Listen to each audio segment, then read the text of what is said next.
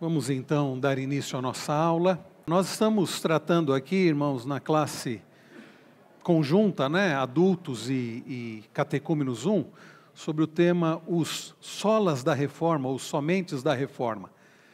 Apenas até o final do mês, aí depois nós vamos separar, a classe de catecúmenos vai para a sua própria classe, e a classe aqui dos adultos vai iniciar o panorama bíblico do Novo Testamento com o reverendo Wilson e reverendo Wellington. Tá? Aí vocês vão se livrar de mim, a classe dos adultos. Tá? Tenham um pouco mais de paciência. Irmãos, nós estamos tratando então sobre os solas da reforma. Nós já vimos somente as Escrituras, já vimos somente a graça, já vimos somente a fé, e falta agora somente Cristo e somente glória a Deus, o só lhe deu glória. Então hoje nós vamos considerar sobre os solos Cristos, ou somente Cristo. Precisamos lembrar que os solas da reforma, os somentes da reforma, foram uma resposta à corrupção que acontecia nos dias dos reformadores, no século XVI, aos desvios dentro da igreja católica apostólica romana, que era a igreja cristã da época. Então Lutero e os demais reformadores se levantaram contra esses desvios, e a proposta era um retorno às Escrituras.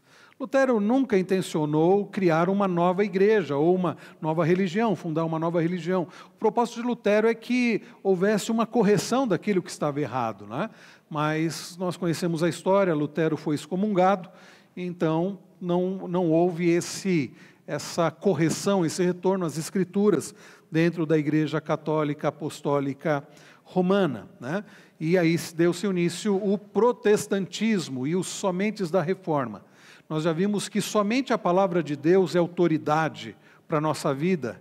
Nós já vimos também que somente através da graça nós somos salvos, mediante a fé em Cristo Jesus, somente a fé. E hoje nós veremos que isso acontece através de Cristo. Eu começo aqui com Atos 4:12. No sermão de Pedro ele diz: e não há salvação em nenhum outro, porque abaixo do céu não existe nenhum outro nome, dado entre os homens pelo qual importa que sejamos salvos. Nós não podemos perder de vista que a salvação é única e exclusivamente através de Jesus Cristo. É triste ver igrejas, que na verdade são seitas, aliás, se ensina isso, você já pode ter certeza que é uma seita. Diz assim: só há salvação aqui. Se você não fizer parte desta igreja ou desta denominação, você não vai ser salvo. Ou quando a pessoa resolve sair, fala assim: se você sair desta igreja, você vai perder a salvação. Isso é uma heresia, porque a Bíblia não diz que a salvação é através de uma determinada igreja, de uma determinada denominação. E nós vimos na semana passada que a salvação é pela fé em Cristo, que a fé é apenas um veículo, um meio, que a nossa salvação é através da fé, mas baseada na obra de Cristo. Então, que a fé não é a base da nossa salvação, mas é um meio, um instrumento, para que sejamos salvos pelos méritos, pela obra de Jesus Cristo. Então vejam aqui, os reformadores argumentaram que a salvação é pela graça somente, nós já vimos isso, através da fé somente, nós vimos isso na semana passada, por causa de Cristo somente. Pela graça somente, através da fé somente, por causa de Cristo somente, aí os solas da reforma. No tempo da reforma, e infelizmente não é diferente nos dias de hoje, a teologia estava centrada no ser humano. Já ouviram falar do humanismo ou do antropocentrismo? O humanismo já é um movimento já antigo que propôs que o homem é o centro de todas as coisas. O homem é o centro do universo. O antropocentrismo é isso, você colocar o homem no centro. Quando eu digo homem, é o ser humano, não o homem, gênero masculino apenas, mas o ser humano. O ser humano é o centro de tudo, é o fim de todas as coisas, é o mais importante. Infelizmente, o humanismo, que veio depois do racionalismo, o humanismo também atingiu as igrejas. E se não era algo novo nos dias de Lutero, continua hoje. Vocês já perceberam, irmãos, como o ser humano ele é colocado em evidência e como o mais importante de tudo? É por isso que algumas igrejas estão especializadas em agradar seres humanos. Assim, eu me lembro, eu já contei isso aqui, mas eu me lembro de uma determinada igreja que iria se instalar numa determinada região. Eu li isso em algum livro, não me lembro qual livro, acho que algum livro do Dr. Augusto Nicodemos. Ele descreve que essa igreja, antes de se instalar naquela cidade, naquele bairro, eles soltaram uma pesquisa. E na pesquisa da população ali local, as perguntas eram do tipo, que tipo de igreja você mais gosta? Que tipo de pregação você mais gosta? Que tipo de música, né, cristã você mais gosta? Que estilo você mais gosta? A ideia era, depois dessa pesquisa de mercado, a igreja então se estabelecer fazendo aquilo que as pessoas mais gostam. Percebam, meus irmãos, o humanismo. Vamos fazer aquilo que as pessoas gostam. E já imaginaram, queridos, se a gente fosse agir assim? É difícil, né? Irmãos, o que vocês querem que eu pregue? E aí fala, olha, pastor, só não prega contra isso, contra aquilo, porque pode ser que alguém se ofenda, né? O que vocês querem cantar? O que agrada a vocês? Não, esse não é o ponto. Eu me lembro, há alguns anos, eu já contei isso aqui também, mas há alguns anos atrás, nós tivemos aqui uma palestra com um determinado preletor, né, de fora, de uma outra igreja presbiteriana, é verdade, e ele veio falar sobre mídias sociais, e foi uma palestra em muitos aspectos interessantes, mas ele perguntou assim, em quem vocês pensam quando vocês vão fazer qualquer coisa na igreja? Alguns que estão aqui talvez estiveram nesse dia, talvez até lembrem disso. Ele perguntou, em que vocês pensam? Quando vocês vão preparar um culto, um acampamento, uma programação qualquer, em quem vocês pensam? Aí ficou aquele silêncio, né? Para mim a resposta era muito clara, mas ficou um silêncio. Ele disse assim, gente, vocês têm que pensar nos de fora. Pensar nos de fora. Então, quando vocês forem preparar qualquer coisa na igreja, realizar qualquer coisa na igreja, pense nos de fora.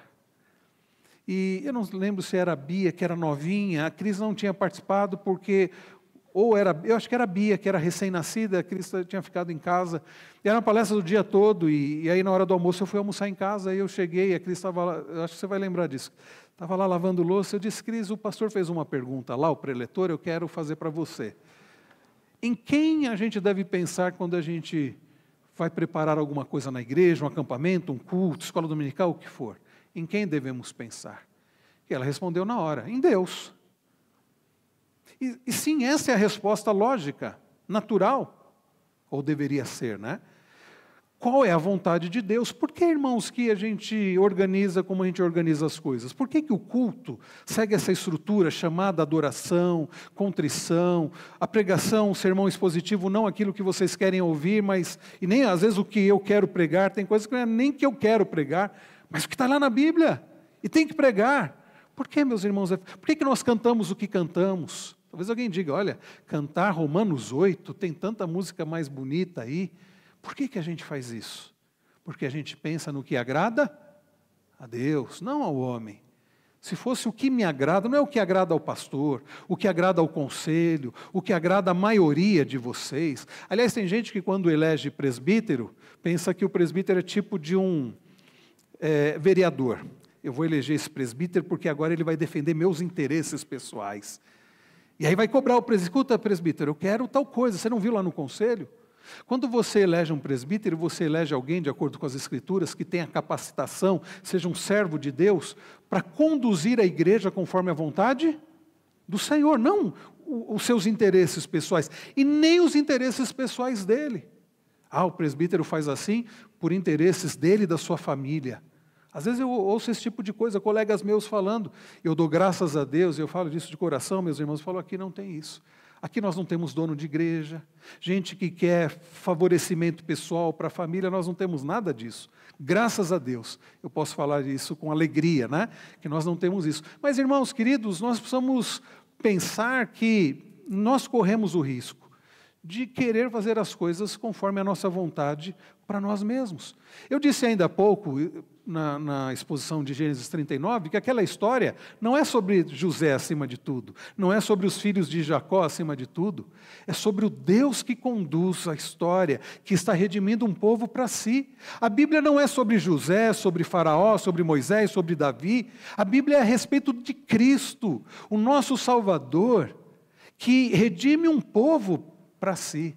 Entenderam? Então, meus irmãos, o humanismo que atingiu as igrejas tem feito muito mal. Fez mal nos dias de Lutero, há cerca de 500 e poucos anos atrás, e tem feito mal nos dias de hoje. Quantas igrejas hoje, colocando o ser humano acima de tudo? Ou os líderes, já viram igrejas que, é a igreja do ministério, do bispo fulano de tal, e tem a foto do sujeito, e tudo gira em torno dele, e ele se destaca, e ele é servido, e ele enriquece também às custas da igreja, ele e a família.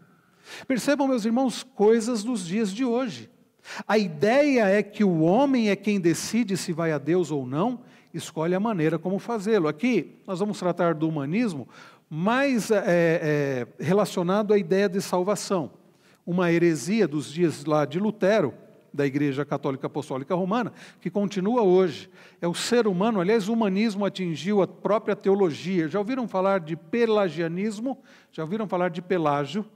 Um personagem da história, né, dos dias de Agostinho, que ele acreditava que o homem não foi completamente atingido pelo pecado. Na queda, né, original lá, que o homem não se tornou mal, ele continua sendo bom, e é por isso que o homem tem livre-arbítrio, é por isso que o homem é que escolhe abrir o coração para Jesus, e muitos irmãos nossos não são, eu diria, pelagianos, mas semi-pelagianos, né? A doutrina arminiana é semi-pelagiana, porque mostra que o homem é que toma decisão, é o homem que abre o coração, afinal de contas o pecado não nos atingiu tanto assim. Mas você vai para Efésios 2, e lê Paulo dizendo, vocês estavam mortos nos delitos e pecados, e Deus deu vida. Foi por causa da misericórdia, do amor do Senhor que vocês são salvos, pela graça vocês são salvos. Então, irmãos, a salvação não é fruto de coisas boas que nós fazemos. A salvação é fruto das coisas boas que Cristo fez, da justiça e da obediência de Cristo. Então, na Idade Média, a igreja era o único lugar, a única opção para os cristãos, ou seja, ser salvo era estar ligado à igreja. A ideia era o seguinte: para você ser salvo, você precisa estar ligado à igreja. Você precisa, então, seguir todos os ritos lá da Igreja Católica Apostólica Romana, e se você seguir todos os ritos, você vai ser salvo. É ensinado que precisa crer em Cristo? É ensinado que você precisa crer em Cristo. Claro que é ensinado. Vão dizer assim, é claro que você precisa ser em Cristo. Cristo é o nosso Salvador. Cristo é o nosso Redentor. O problema não é esse. O problema não é que não é ensinado que precisamos crer em Cristo para ser salvo. O problema é que, além de se ensinar que precisa crer em Cristo para ser salvo, é ensinado que, além disso, você precisa fazer isso. Precisa participar da missa, precisa da crisma, precisa da comunhão, precisa, então, da Eucaristia, precisa da penitência, precisa da confissão, precisa... Então, se você cumpriu todo o pacote, opa, joia. Mas também, se não cumpriu tão bem, tem um purgatório para dar uma melhorada ali. Irmãos, isso não tem base bíblica.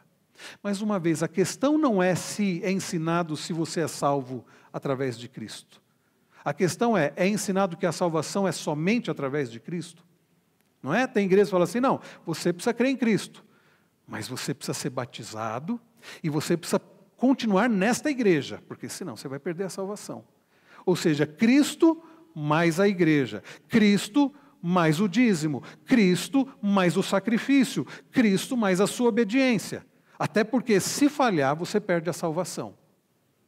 Bom, se para você ser salvo, você precisa de Cristo e algo mais, e para você continuar sendo salvo, você precisa de Cristo e algo mais, qual é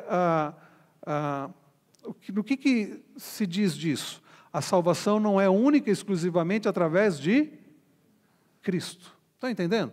Se para eu ser salvo eu preciso de Cristo e alguma coisa a mais, e para eu continuar sendo salvo eu preciso de Cristo e alguma coisa a mais, logo a salvação não é única e exclusivamente através de Cristo. Concordam?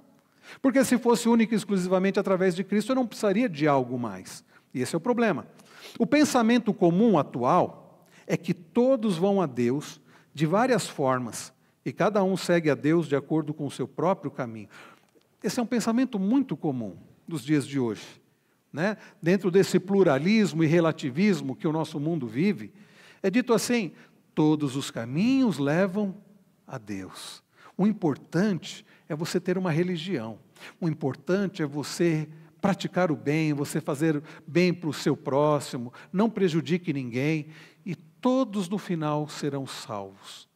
Essa é a heresia do universalismo, que ensina que todos serão salvos.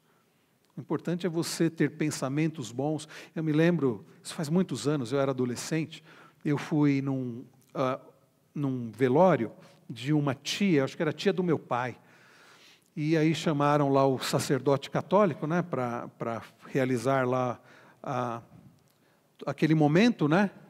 E aí o padre chegou e perguntou assim: escuta, a fulana de tal, foi uma pessoa, ela era bem frequentadora da igreja. Aí a família ficou meio assim, né, meio constrangida, falou: ela não era assim tão frequente. Mas ela era uma pessoa boa, não era? Ela era uma pessoa boa. Então nossa irmã certamente está no céu, porque foi uma pessoa boa. Percebem, meus irmãos? Cristo e algo mais. Você precisa ser uma pessoa boa. Nós temos microfone ali. Presbítero Marcos. Bom dia. Pastor, é interessante que quando a gente trata de pelagianismo, ou seja, o homem ainda consegue fazer coisas boas, quando a gente fala do universalismo, o homem, e tem nascido em nossos meios, ou seja, no século XXI, principalmente no Brasil, uma corrente chamada de cristianismo aberto. Isso é muito perigoso, porque trata Jesus homem, um ícone a ser alcançado, que eu, homem, posso ser alcançar, e daí assim, eu tenho um cristianismo aberto porque eu tenho que me dar bem com todo mundo, e até no estágio que eu vou alcançar um patamar maior, ou seja, eu vou conviver e aceitar outras crenças que ofendem a Deus, tipo budismo, né, islamismo.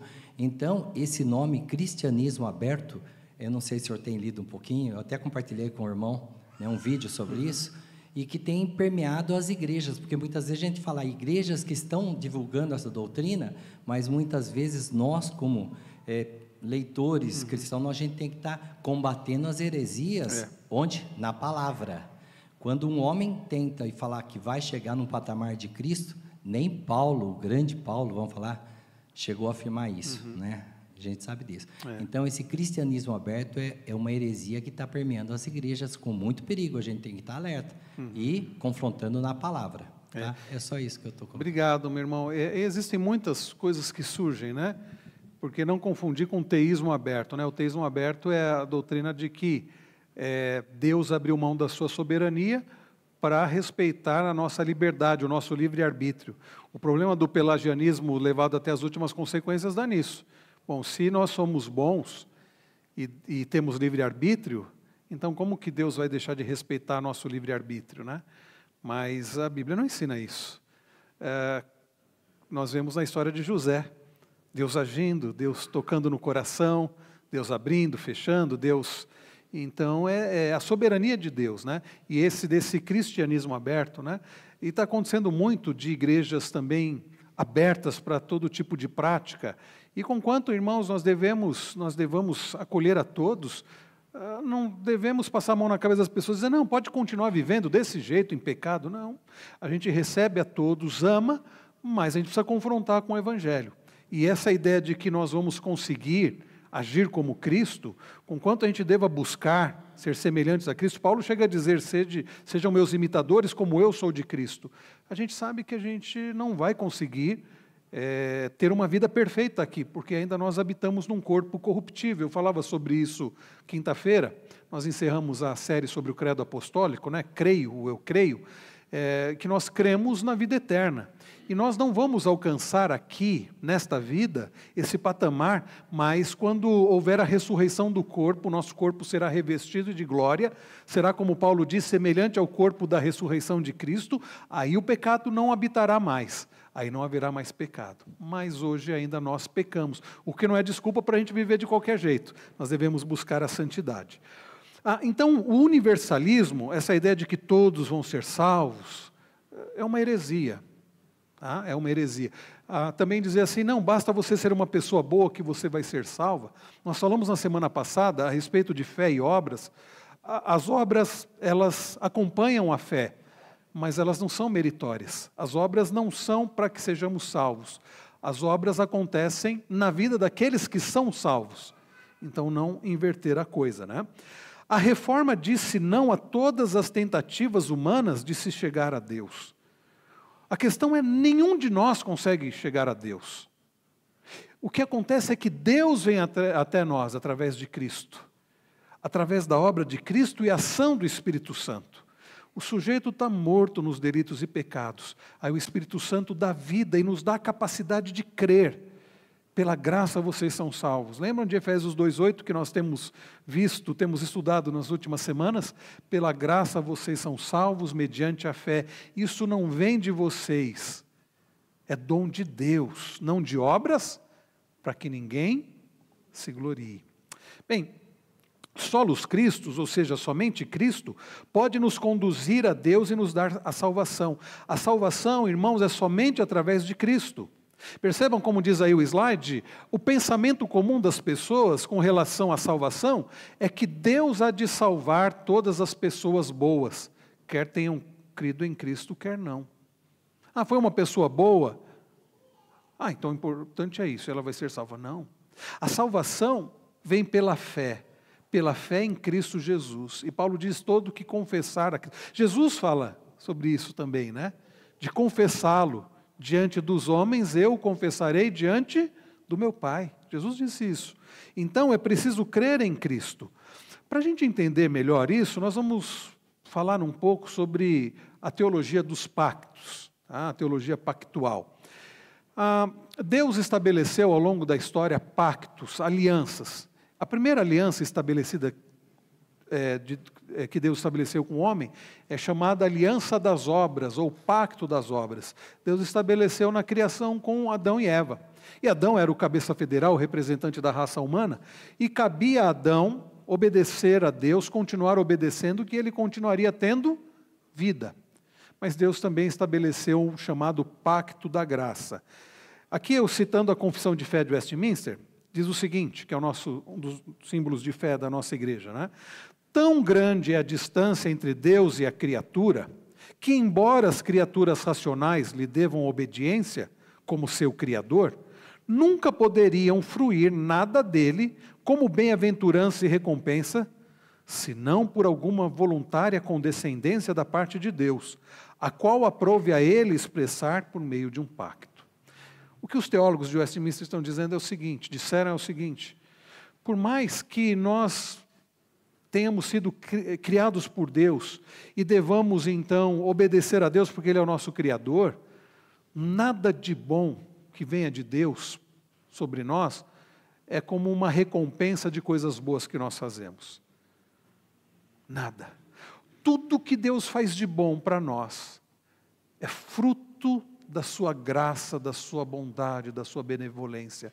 Nós não merecemos nada de bom. Nós não merecemos. Nós somos pecadores, nós pecamos contra Deus, nós estávamos mortos nos delitos e pecados, Deus nos deu vida, e mesmo tendo sido alcançados pela graça do Senhor, nós continuamos pecando contra Ele. Então, queridos, Deus não está obrigado a nada conosco, em sentido de fazer algo de bom. O maravilhoso é que Deus é fiel, como nós cantamos no culto ainda há pouco, e o que Ele faz é fruto da sua fidelidade, bondade e graça, não porque nós sejamos fiéis. José não merecia nada de bom. Nenhum dos filhos de Jacó merecia nada de bom. E José só foi fiel como foi por causa da graça de Deus na vida dele, através da vida dele. Mas, ainda citando a confissão de fé, o primeiro pacto feito com o homem era um pacto de obras. Nesse pacto, foi a vida prometida a Adão e nele a sua posteridade, sob a condição de perfeita obediência pessoal. Irmãos, pensem, Deus devia alguma coisa a Adão? Nada. Deus criou todo o universo através do seu próprio poder e sabedoria. Não tinha ninguém lá para dar alguma opinião para Deus. Aliás, Deus pergunta para Jó, né? Quando Jó começou a questionar a Deus, ele perguntou isso para Jó. Jó, onde você estava quando eu criei todas as coisas? Eu precisei da sua ajuda, precisei do seu conselho? E aí Jó vai se encolhendo, né? Deus não precisou de ninguém, apenas a Santíssima Trindade, Pai, Filho e Espírito Santo. Deus criou todas as coisas com o seu poder e através da sua vontade e sabedoria. Aí Deus cria o homem e a mulher e os coloca ali naquele jardim, diz assim, sejam fecundos, multipliquem, aproveitem de tudo isso, só não comam do fruto do conhecimento, da árvore do conhecimento do bem e do mal. Podem comer de tudo, menos desse fruto, porque do dia em que vocês comerem desse fruto, vocês irão morrer. Eis o pacto das obras. Adão tinha vida? Tinha. Tinha comunhão com Deus? Tinha. O que era necessário para ele continuar tendo essa comunhão com Deus? Continuar obedecendo. Obediência perfeita, não comer do fruto. Você conhece Gênesis 3, você conhece a história, você sabe que a mulher foi tentada pela serpente, ela comeu do fruto, ela entregou para o seu marido que também comeu do fruto. Ou seja, houve a quebra daquela aliança, daquele pacto. O pacto das obras foi quebrado. Adão e Eva estiveram sob um período de provação no jardim, no qual, se eles obedecessem a Deus, teriam vida, e se desobedecessem a Deus, morreriam. O pacto estipulava vida ou morte, baseado nas obras de obediência ou desobediência de Adão e Eva. Perceberam? Deus criou o homem sem pecado, colocou no jardim, deu toda aquela condição para ele e ordenou, não coma do fruto da árvore do jardim. Então, havia uma condição estabelecida. Adão precisava continuar obedecendo esse mandamento do Senhor, nesse pacto. A desobediência de um homem trouxe a morte para toda a raça humana. Paulo vai trabalhar isso nas suas epístolas, fala que o pecado entrou no mundo através de um homem, e também através de um homem nós somos salvos. Por isso que Paulo se refere a Cristo como o segundo Adão, ou o último Adão, né? Porque se pelo primeiro Adão nós fomos condenados, através do segundo Adão, que diferente do primeiro Adão, o segundo Adão obedeceu à lei de Deus. Percebam que o pacto das obras foi quebrado, mas ele continua, e alguém cumpriu o pacto das obras para que a gente fosse salvo. Quem? Quem cumpriu o pacto das obras? Cristo. Ele obedeceu toda a lei. Aquilo que Adão não pôde fazer e nenhum de nós consegue, Cristo fez. Ele obedeceu toda a lei. O fim da lei é Cristo, e o propósito da lei é Cristo, né?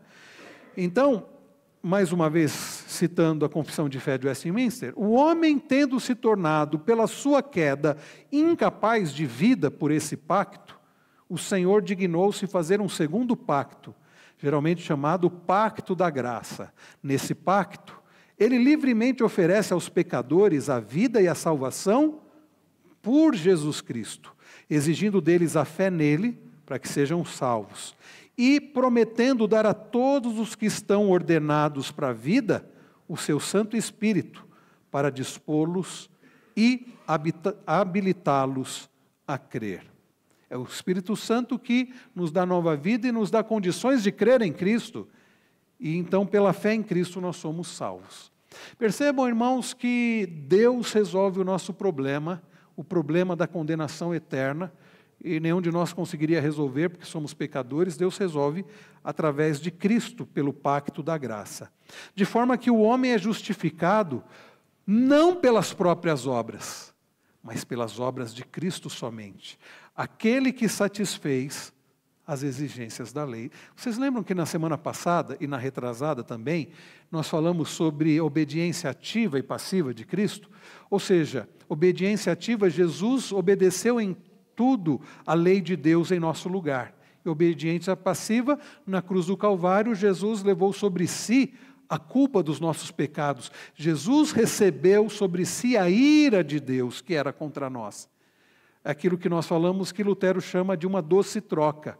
Aquilo que Jesus não era, ele se fez por nós.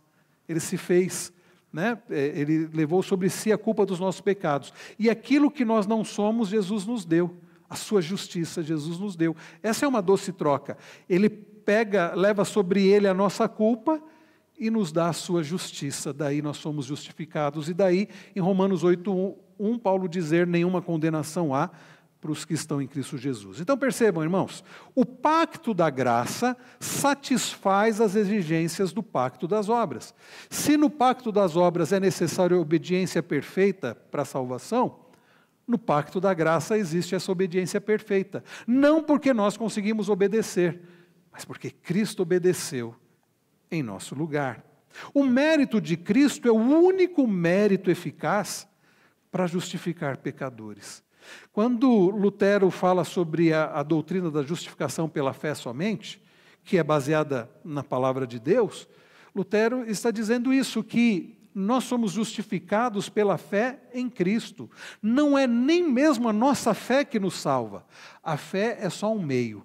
O que nos salva é a obra de Cristo, é a obediência de Cristo, é o agir de Cristo. Bem, agora nós vamos falar, irmãos, se a salvação é somente através de Cristo, por que é que nós precisamos de algo mais? Essa é a pergunta.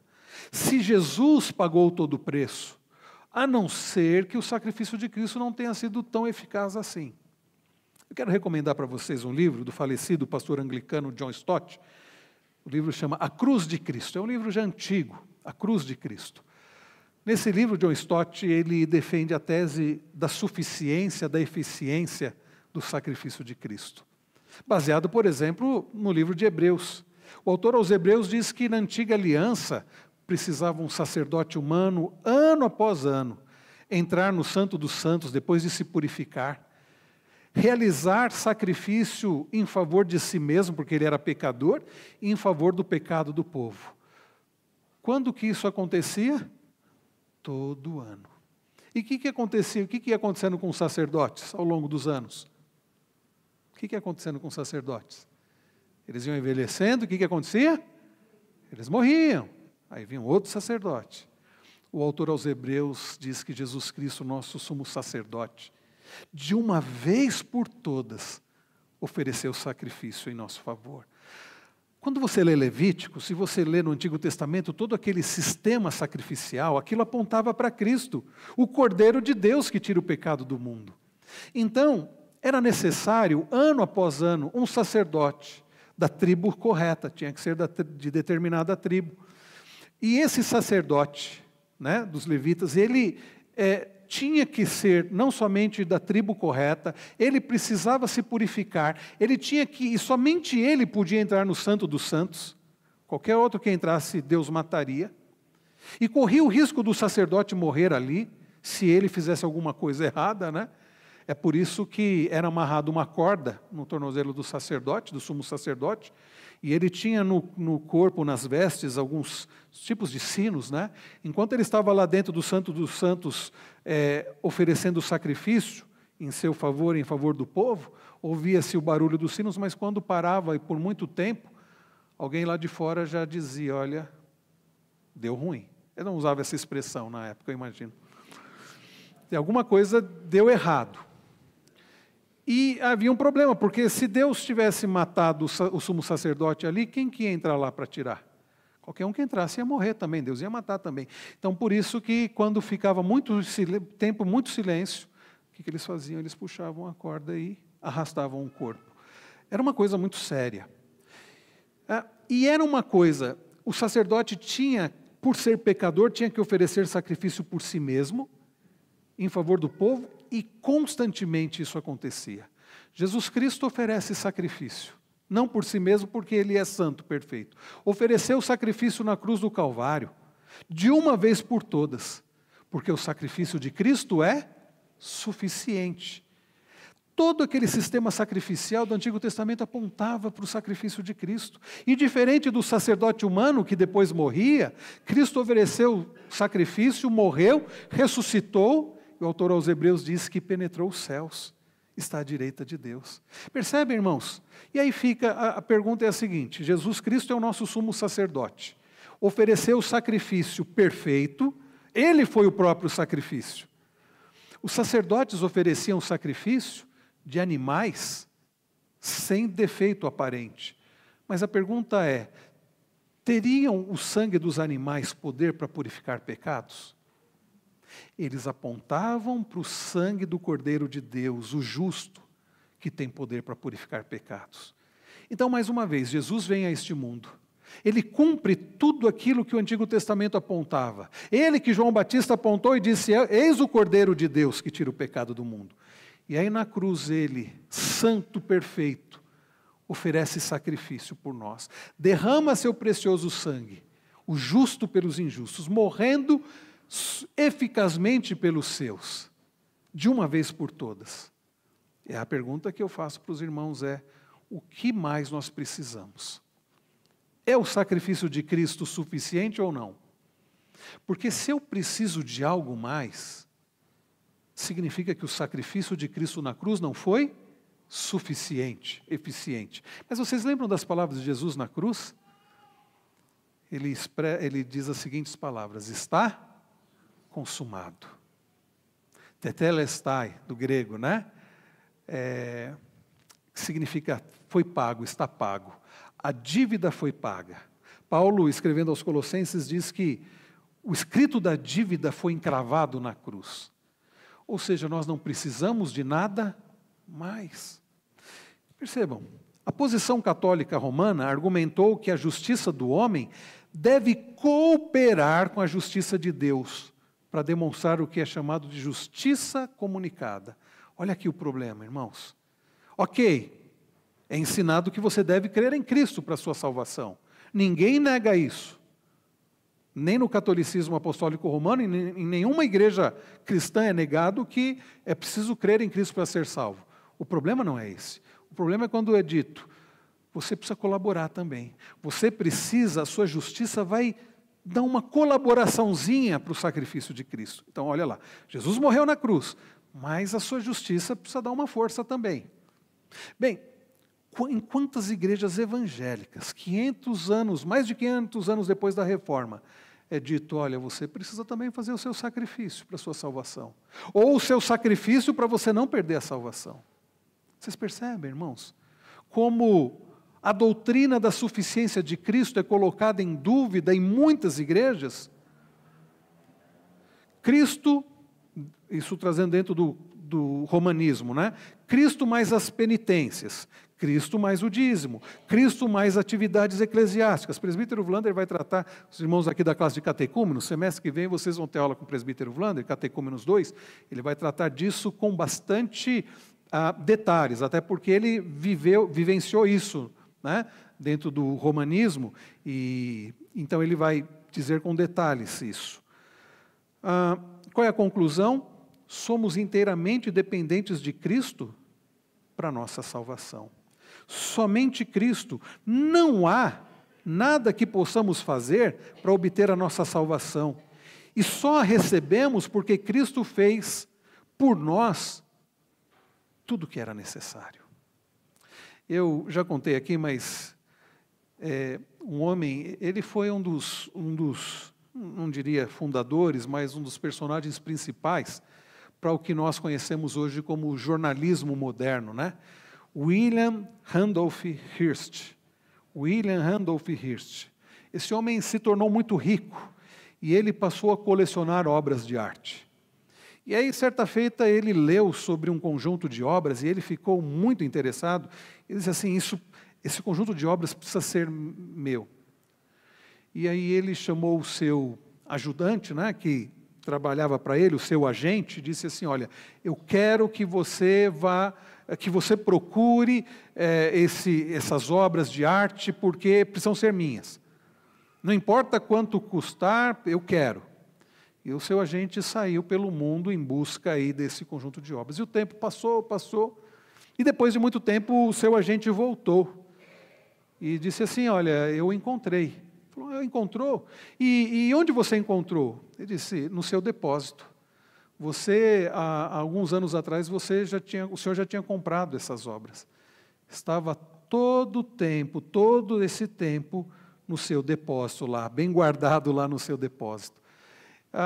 John MacArthur Jr. conta essa história no seu livro Nossa Suficiência em Cristo. É um livro precioso. Em um dos capítulos ele trata sobre a suficiência de Cristo para a salvação, ele conta essa história, e ele aplica da seguinte forma, que isso é análogo ao alarmante número de cristãos que hoje estão numa busca desesperada por recursos espirituais que já possuem. Queridos irmãos, onde estão todos os recursos espirituais que nós precisamos? Em Cristo. Em quem está o nosso único meio para sermos salvos? Em Cristo. Nós não precisamos de mais nada. Em toda a Escritura, talvez o texto mais definitivo sobre a suficiência de Cristo esteja em Colossenses. Eu quero gastar esses minutinhos finais com vocês, olhando para Colossenses. Abram, por favor, a Bíblia de vocês, em Colossenses, capítulo 1. Colossenses 1.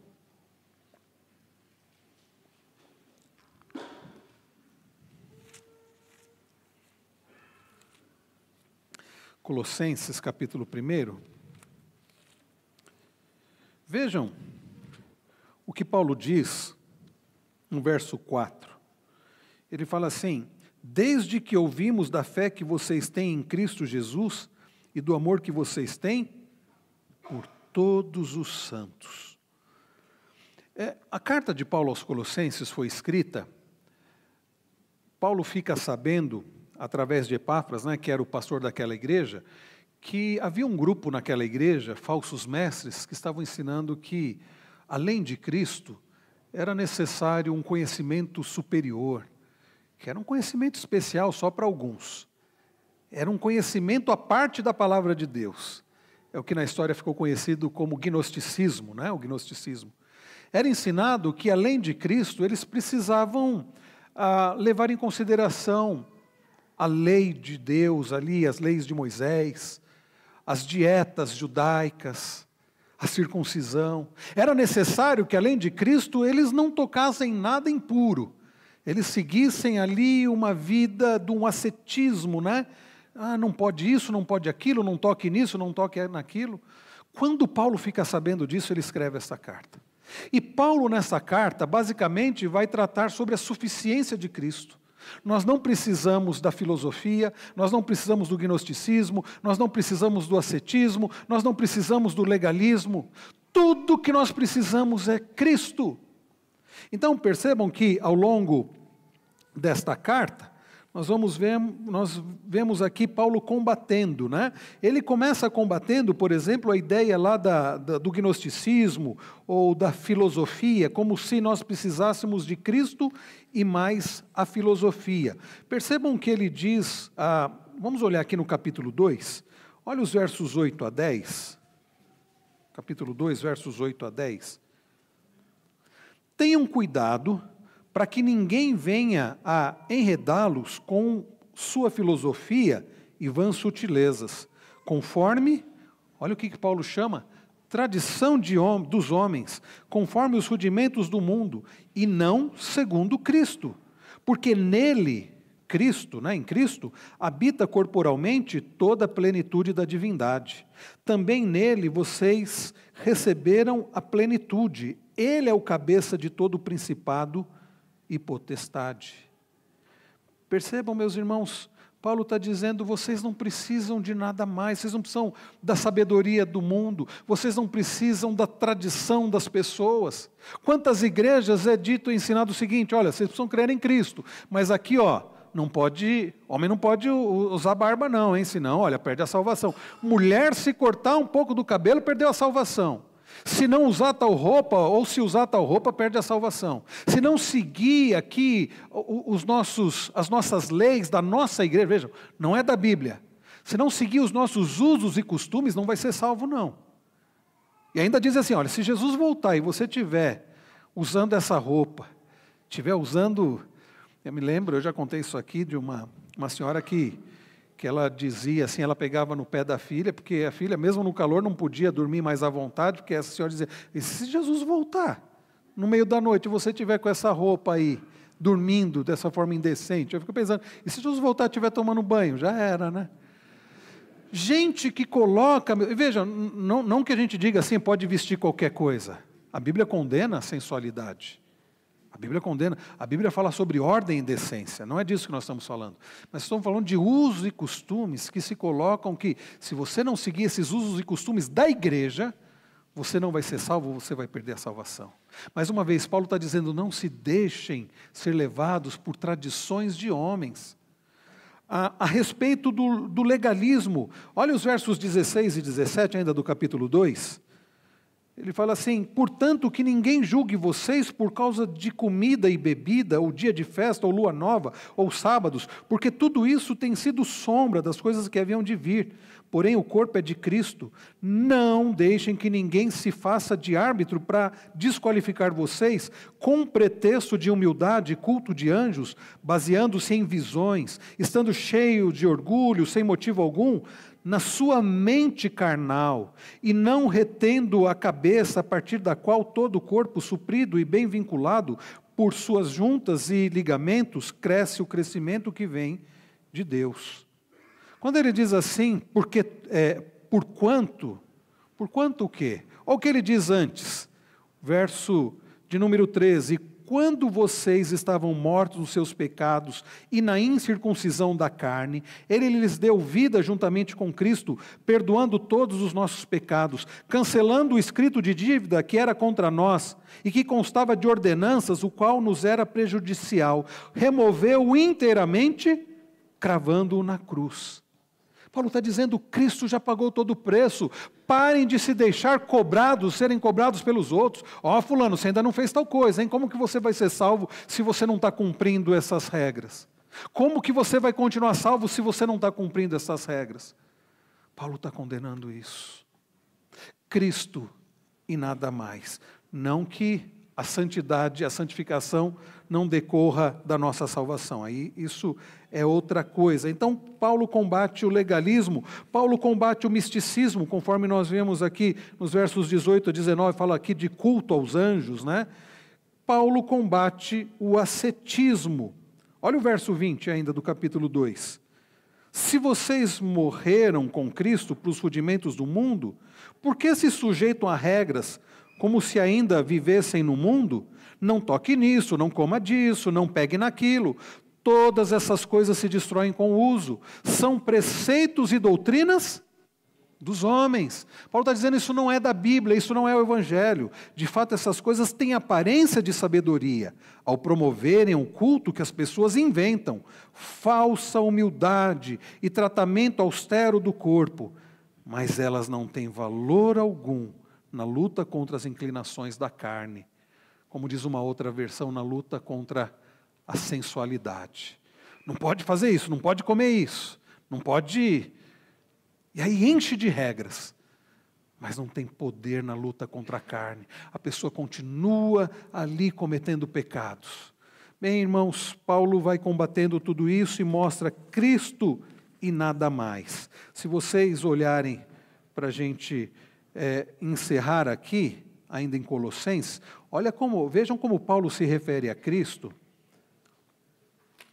voltando um pouquinho aqui no capítulo 1, olha o que ele diz no verso de número 13. Ele nos libertou do poder das trevas e nos transportou para o reino do seu Filho amado, em quem temos a redenção, a remissão dos pecados. Ele é a imagem do Deus invisível. Vá lendo e pense se você precisa de alguém mais. O primogênito de toda a criação, pois nele foram criados todas as coisas nos céus e sobre a terra, as visíveis e as invisíveis, sejam tronos, sejam soberanias, quer principados, quer potestades. Tudo foi criado por meio dele e para ele. Ele é antes de todas as coisas. Nele tudo subsiste. Ele é a cabeça do corpo, que é a igreja. Ele é o princípio, o primogênito dentre os mortos, para ter a primazia em todas as coisas. Porque Deus achou por bem que nele residisse toda a plenitude e que, havendo feito a paz pelo sangue da sua cruz, por meio dele, reconciliasse consigo mesmo todas as coisas, quer sobre a terra, quer nos céus. Percebem, meus irmãos, o que Paulo está dizendo? Cristo é tudo. É por isso que o cântico que nós cantamos baseado nesse texto diz: é tudo em nós. Cristo é tudo em nós. E aí no capítulo 2 ele continua e ele vai falar sobre a suficiência de Cristo. Irmãos, eu quero encerrar dizendo isso. Cristo é suficiente. O sacrifício de Cristo foi suficiente. Nós não precisamos de dar uma ajudinha para a nossa salvação. Cristo é tudo o que nós precisamos, não somente para a nossa salvação, mas para a nossa santificação. Para você, marido, ser um marido segundo a vontade de Deus, você precisa somente de Cristo. Do fortalecimento daquele que é o noivo perfeito, que deu a vida pela própria igreja, pela sua noiva. Você, esposa, o que você precisa para ser uma mulher sábia que edifica o lar, é de Cristo, apenas de Cristo. Nós, pais e mães, para criarmos nossos filhos, conforme a vontade do Senhor, nós precisamos da palavra e do fortalecimento de Cristo. Filhos, o que nós precisamos para honrarmos os nossos pais e obedecermos? É daquele que é o Filho perfeito, Cristo Jesus. Somente Cristo. Vamos orar?